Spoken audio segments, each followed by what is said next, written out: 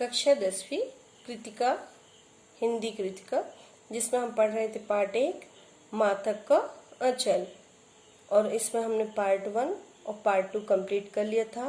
Part 1 में हमने पढ़ा था कि इस पाठ में माता का आंचल पाठ तो शीर्षक का नाम है, लेकिन उसमें पिता का प्यार ही पूरे पाठ में दिखाई दे रहा है, क्योंकि बच्चे का पिता के साथ सोना, उनके साथ उठना, फिर सुबह स्नान करना, उनके साथ पूजन में बैठना, पूजन के बाद फिर जो पाठ करते थे वो पाठ करना, और फिर इसके बाद है रामा नामा, जो उसमें पर्चियों में गोली बनाना, छोटे छोटे कागज के टुकड़ों में आटे की गोलियां बनाकर मछलियों को दाना डालने जाना। तो उस समय भी पिता ही उस बच्चे के साथ होते थे। ये देखो यहाँ पर चित्र भी बना है तारकेश्वर नाथ का और उसके पिता के साथ होना। और जब मछलियों को चारा देकर वापस आते तो वो उनके कंधे पर सवार होते और फिर पेड़ की डाल पर उनको झूला झुलाना। कभी फिर कुश्ती का खेल खेलना, कुश्ती में जानबूझकर बच्चे से हारना। इस प्रकार इसमें पिता का प्रेम ही बताया जा रहा है। फिर दोनों हंसते हंसते घर आते और रसोई में जब भोजन करने बैठते तो पिता के साथ वो भी भोजन करते। और फिर माँ कहती कि मर्दुए क्या जाने खिलाकर, जब खाएगा बड़े बड़े कौर तभी पाएगा दुनिया में ठौर। तो फिर वो बच्चे को भोजन कराती हैं और थाली में दूध भात सान का खिलाती हैं। और खिलाने के बाद हर पक्षियों का नाम लेती हैं, कहती हैं खा लो फूला दांत, नहीं तो ये उड़ जाएंगे। और हम जल्दी से ही उड़ा जाया करते थे।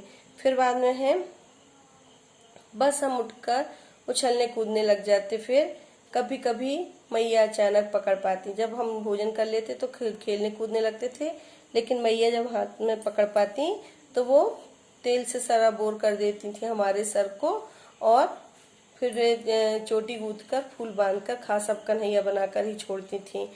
बाहर आते ही हम फिर पिता की गोद में सिसकते सिसकते आते। यहाँ पर बाट जोड़ने वाले जब हमारे मित्र मिल जाते, मित्र मंडली मिल जाती, तो हम तरह तरह के तमाशे करने लगते और खेल खेलने लगते। तमाशे भी कोई ऐसे वैसे नहीं, यहाँ पर मिठाइयों की दुकान लगाना और उस दुकान में जो मिठाइयाँ और गोरखपुरी पैसे बेचते थे उसमें भी पिता के खेल में शामिल हो जाना।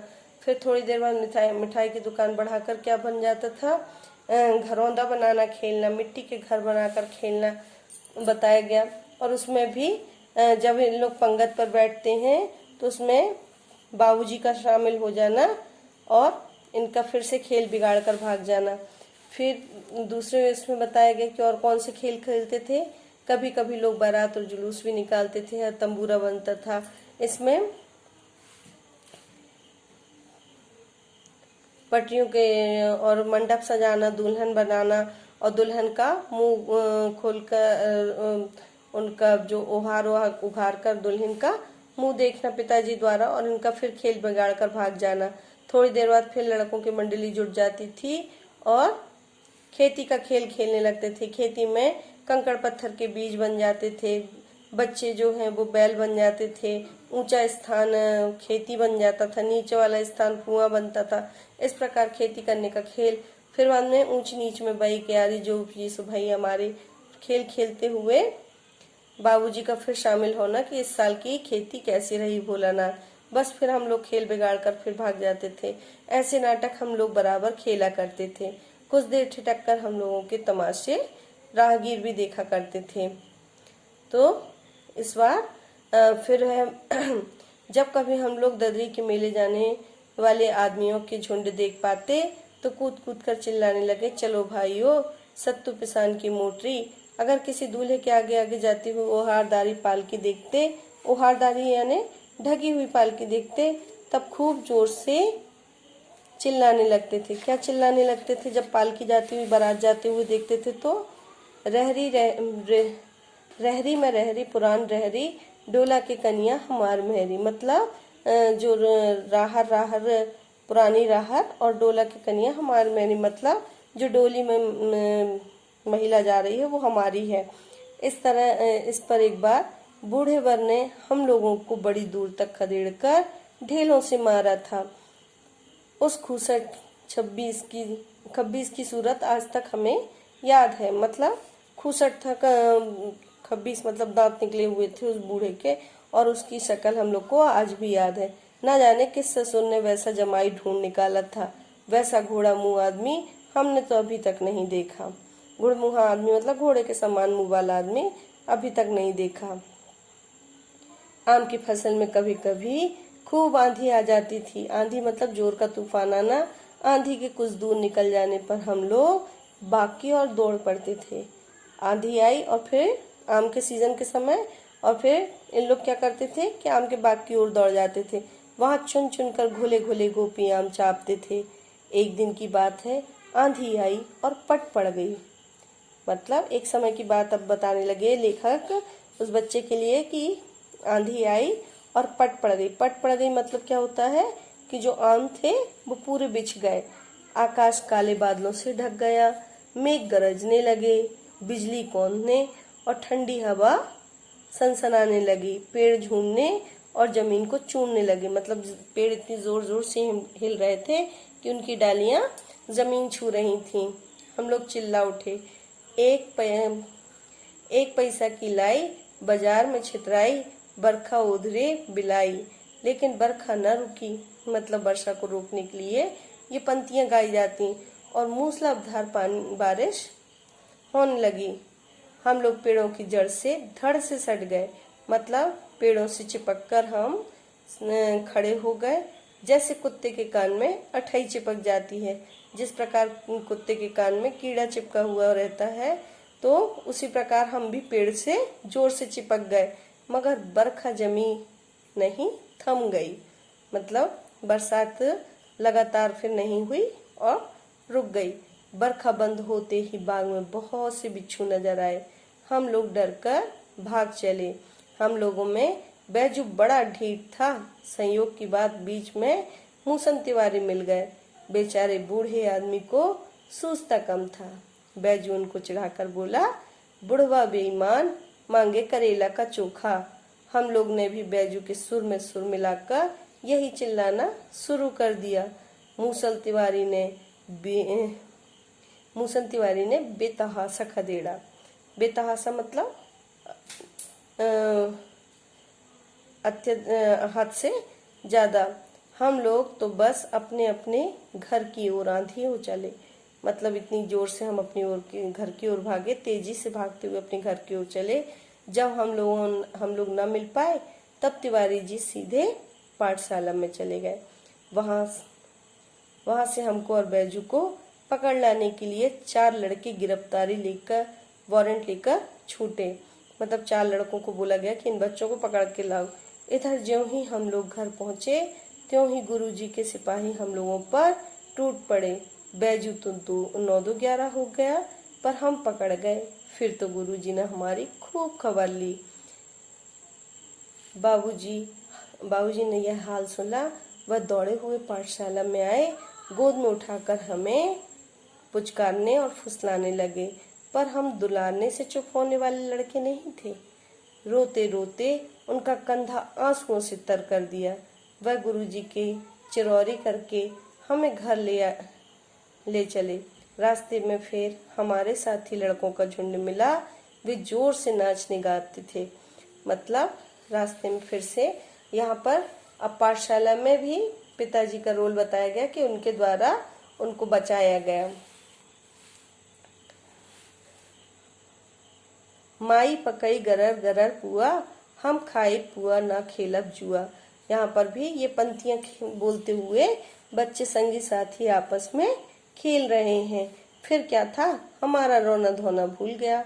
हम हट करके बाबूजी की गोद से उतरकर लड़कों की मंडली में मिलकर लगे वही तान सुर अलापने। मतलब कौन सी तान? माई पकाई गरर गरर पुआ, हम खाए पुआ ना खेलब जुआ। तब तक सब लड़के सामने वाली मकई के खेत में दौड़ पड़े। उसमें चिड़ियों का झुंड चल रहा था। वे दौड़ दौड़ कर उन्हें पकड़ने लगे, पर एक भी हाथ न आई। हम खेत से अलग ही खड़े होकर गा रहे थे, राम जी की चिरई, राम जी का खेत, खा लो चिरई भर भर पेट। हमसे कुछ दूर बाबूजी और हमारे गांव के कई आदमी खड़े होकर तमाशा देख रहे थे और यही कहकर हंसते थे कि चिड़िया की जान जाए लड़कों का खिलौना। मतलब पिताजी जो अपने दोस्तों के साथ खड़े थे, जब वह सुन रहे थे ये कि राम जी की चिड़ई, राम जी का खेत, खा लो चिड़ई भर भर पेट, तो उन्होंने कहा कि चिड़िया की जान जाए लड़कों का खिलौना। सचमुच लड़के और बंदर पराई पीर नहीं समझते। एक टीले पर जाकर हम लोग चूहों के बिल से पानी उलीचने लगे, मतलब बिल से पानी खाली करने लगे। चूहे बिल में रहते हैं, सभी को पता होगा। नीचे से ऊपर पानी फेंकना था। हम सब थक गए। तब तक गणेश जी के चूहे की रक्षा करने के लिए शिव जी का सांप निकल आया। रोते चिल्लाते हम लोग ने बेतहासा भाग चले। देखा होगा कि सांप का तो भय होता है, और बच्चे थे, बच्चों के सामने जब उन लोग चूहे का बिल का पानी खाली कर रहे थे तो उसमें से क्या निकल आया? सांप निकल आया। कोई औंधा गिरा, कोई अंटचिट। मतलब जब हम भागने लगे, बेतहाशा भागे दौड़ लगाते हुए, तो कोई औंधा गिरा, कोई पट्ट गिरा, कोई चित्त गिरा, किसी का सिर फूट गया, किसी के दांत टूट गए। सभी गिरते पड़ते भागे। हमारी सारी देह लहू लुहान हो गई। मतलब कहीं हमको कांटे लगे, कहीं पत्थर लगे, कहीं हम गिरे तो छिल गए, पैरों के तलवे कांटों से छलनी होते गए। लेकिन हम बेतहाशा दौड़ते हुए भागते हुए घर की ओर चले। हम एक सुर में दौड़े हुए आए और घर में घुस गए। उस समय बाबूजी बैठक के उसारे में बैठकर हुक्का गुड़गुड़ा रहे थे। उन्होंने हमें बहुत पुकारा, पर उनकी अनसुनी करके हम दौड़ते हुए मैया के पास चले गए। जाकर उसी की गोद में शरण ली। मैया चावल अमनिया कर रही थी, मतलब चावल को साफ कर रही थी, फटक रही थी। हम उसी के आंचल में छिप गए। हम डर के कारण हमें कांपते देखकर वह जोर से रो पड़ी और सब काम छोड़ बैठी। अधीर होकर हमारे भय का कारण पूछने लगी। कभी हमें अंग भर कर दबाती और कभी हमारे अंगों को सामने आंचल से पहुंचकर हमें चूम लेती। बड़े संकट में पड़ गई। मतलब इतना घबराया हुआ मुझे देखकर वो पूछ भी रही थी, चूम भी रही थी, और साथ ही साथ संकट में कैसे पड़ गई कि ये कुछ बता नहीं पा रहा। झटपट हल्दी पीसकर हमारे घावों में थोपी गई। घर में कोहराम मच गया।